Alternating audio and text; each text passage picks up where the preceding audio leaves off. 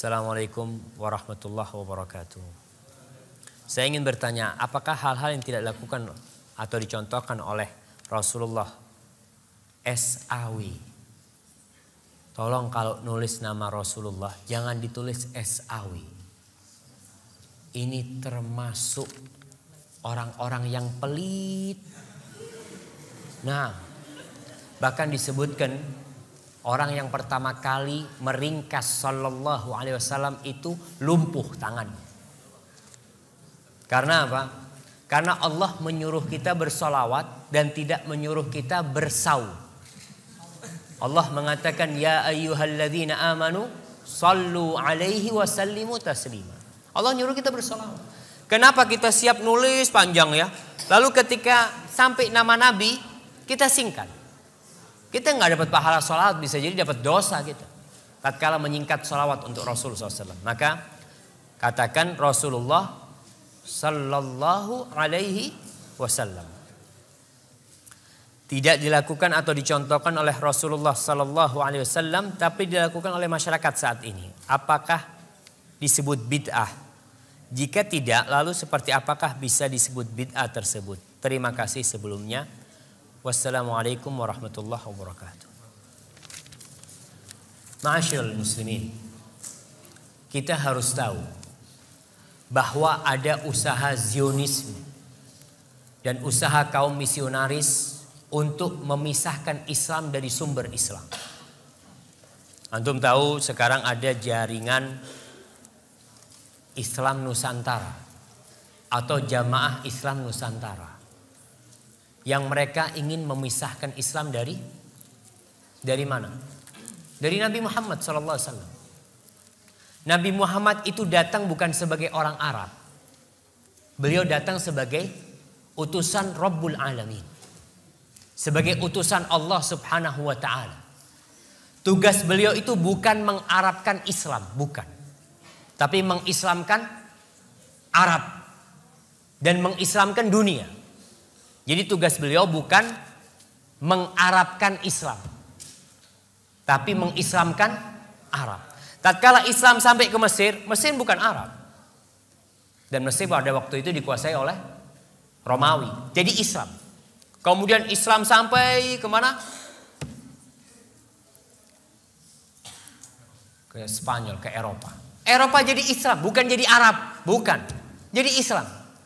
Ketika Islam masuk ke Indonesia, Islam itu mengislamkan Indonesia, bukan mengarabkan Indonesia, bukan. Tapi mereka berpikir, mereka ingin memisahkan Islam dari Arab. Nggak bisa. Islam dipisahkan dari Arab, gimana mau dipisahkan? Nabinya orang Arab. Al-Qur'annya bahasa Arab. Apa bisa sholatnya diganti bahasa Indonesia? Karena Islam Nusantara sholatnya jangan pakai bahasa Arab lah. Kita kan di Indonesia. Jadi Allahu Akbarnya diganti Allah Maha Besar. Gimana jemaah? Jadi kalau dikatakan bagaimana masyarakat kita, itu yang terjadi dengan masyarakat kita. Jadi ingin memisahkan Islam dari Islam. Jadi ingin menjadikan Islam itu menjawakan Islam. Jadi Islam dibikin Jawa. Kemarin dimulai dengan membaca Al-Quran pakai lagam Jawa. Jadi Islamnya dijawakan, bukan Islam ini mau mengislamkan Jawa. Karena agama yang diridhai Allah Subhanahu wa ta'ala adalah Islam. Jadi kemanapun kita pergi, kita akan mendapatkan Islam itu satu. Nggak ada Islam Arab, nggak ada Islam Mesir, nggak ada Islam India, nggak ada Islam Eropa, nggak ada Islam Afrika, nggak ada Islam Australia, nggak ada Islam Malaysia. Yang ada Islamnya Nabi Muhammad sallallahu alaihi wasallam. Inna ad-dina 'indallah al-Islam. Islam yang mana? Yang dibawa Rasulullah sallallahu alaihi wasallam. Kalau mau ada nabi baru di Indonesia, sudah berusaha. Kemarin di Indonesia ada nabi namanya Ahmad Musaddiq. Iya. Ngaku jadi Rasulullah, muncul Lia Eden. Muncul orang-orang mau bikin agama baru. Jelas orang menolak, tapi sekarang usahanya dibalik. Bagaimana mengislamkan atau menjawakan Islam. Indonesia ini ada berapa bahasa saya mau tanya? Ada 300 lebih bahasa di Indonesia. Ada berapa suku di Indonesia ini? Ada ratusan suku. Terus mau gimana? Apa setiap suku punya Islam yang berbeda-beda nanti? Ini Banyuwangi Using, Islam Using. Ada Islam Madura. Ada Islam Sunda. Ada Islam, nggak mungkin jamaah. Dan itulah usaha yang perlu diperbaiki ya. Bahwasanya agama yang diridhai Allah ini agama Islam, bukan agama Jawa, bukan Islam Jawa. Terus bagaimana dengan kita lihat tradisi-tradisi? Orang memang kalau kita lihat, ya ana harapkan ada di antara antum nanti yang memiliki niatlah untuk memberikan manfaat kepada orang. Di Indonesia banyak tradisi-tradisi Jawa. Ketika Islam masuk ke Jawa, Islam itu melalui 2 periode. Yang pertama, periode pengislaman Jawa, pokok Islam. Orang Jawa pokok Islam. Dia mau sholat, nggak sholat, yang penting Islam. Dulu ada acara namanya sekaten. Sekaten itu dari syahadaten. Jadi orang dulu masuk pokoknya syahadat dulu. Mau sholat nggak apa-apa. Lalu kemudian Wali Songo, ulama-ulama yang datang ke Indonesia ingin menyempurnakan Islam itu. Islam yang sudah masuk ke Indonesia.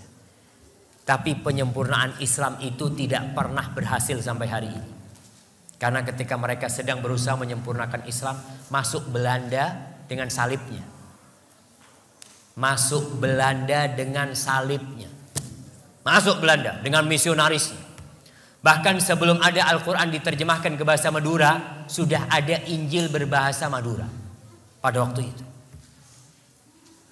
Kita tahu bahwasanya penjajah itu membawa 3. Apa yang mereka bawa?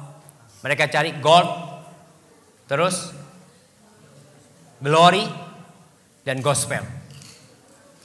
3G. Mereka cari kejayaan, mereka cari emas, dan mereka akan tebarkan gospel itu. Dan itu yang terjadi di Indonesia. 350 tahun kita dijajah, alhamdulillah masih Islam ya. Walaupun ada yang masuk Kristen, ada, tapi tetap kita menjaga keislaman kita seperti itu. Kemudian mereka berusaha bagaimana orang Islam tetap Islam tapi Islamnya nggak benar. Itu yang terjadi sekarang. Bagaimana orang Islam jangan keluar dari Islam lah, tetap Islam tapi Islam yang ya sudah nggak ngurus sama Islam. Bayangkan ada seorang profesor doktor nih, guru tafsir, guru besar di UIN Syarif Hidayatullah, kalau nggak salah, dia itu menghalalkan homoseksual. Dan dia ingin merubah undang-undang agama. Kalau di situ kan ditulis undang-undang calon mempelai lelaki dan perempuan dihapus, nggak harus lelaki perempuan, boleh lelaki sama lelaki kamu. Na'udzubillah min dzalik. Ini usaha untuk merusak Islam itu sendiri. Yang mungkin antum kenal dengan Islam liberal ya, seperti itu. Itu usaha untuk merusak agama Allah Subhanahu wa taala. Jadi kalau dilihat bagaimana tradisi-tradisi, kita lihat tradisi itu, kalau tradisi itu tidak ada hubungannya dengan ibadah, ya nggak ada masalah. Tapi kalau sudah hubungannya dengan agama tradisi itu, maka yang mana yang harus diikuti? Tradisi apa agama? Agama Allah Subhanahu wa taala. Tinggalkan tradisi.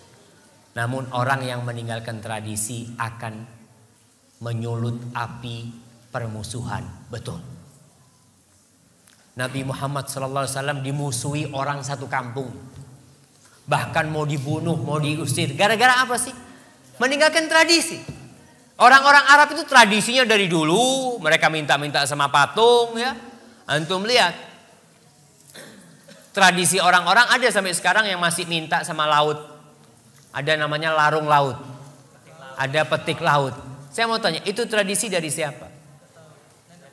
Nenek moyang. Rasulullah datang dengan tradisi nenek moyang ada, tapi dirubah menjadi Islam. Bukan tradisinya diislamkan. Ngerti maksud tradisinya diislamkan? Tetap petik laut tapi bacaannya qul huwallahu ahad. Kita tetap itu pengabdian kepada siapa? Kita kepala kerbau kita berikan kepada siapa? Ketika ke laut itu. Kepada Allah? Bukan. Kepada jin-jin penunggu laut kita lempar ke sana. Minta keselamatan kepada siapa? Kepada Allah. Bukan. Maka lihat kepada tradisi-tradisi tadi. Kalau memang tidak ada dalam Islam, tidak diajarkan oleh Nabi, kita tinggalkan. Karena kita hambanya Allah. Dan kita bukan hamba siapa-siapa. Hadza wallahu a'lam bissawab. Nah.